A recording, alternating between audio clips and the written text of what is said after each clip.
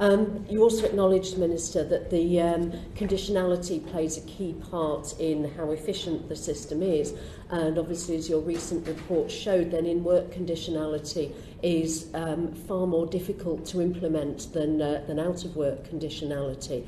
I think Neil gave an assurance to Unison that in-work conditionality would not be proceeded with when DWP starts to move people across from legacy benefits to universal credit. I had that in writing. It'd be really good to receive the Minister's assurance that in-work conditionality will not be looked at the same time as managed migration, because the two will obviously impact on work coaches and workload as well as individuals. So the question, let me do sure. so, but you can then make sure. Which is, we don't do in-work conditionality at the moment. What we did. So the pilot's finished. So the pilot's finished. Okay. We have some other piloting activity going on, but in the standard universal credit full service offer at the moment, there is no in-work conditionality. Mm-hmm. And what I said to Unison was that ergo there will be no in-work conditionality in managed migration.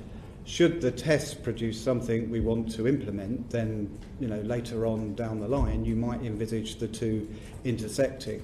But right now we have no plans to use in-work conditionality around managed migration.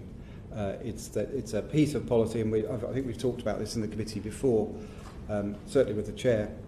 Maybe it was before the 2017 election. I can't remember exactly now, but this is work where nobody's doing this across the world.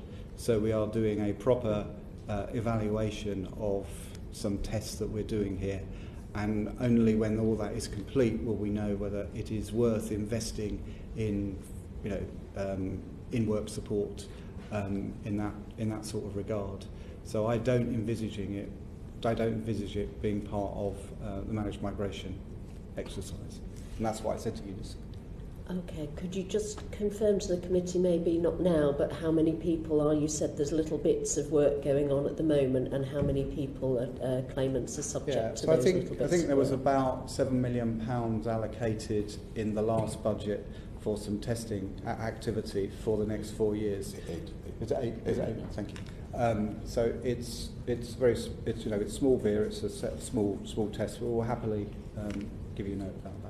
Okay, that would be helpful, because individual cases will come to MPs if there's particular stick rather than carrot approaches being used, I suspect.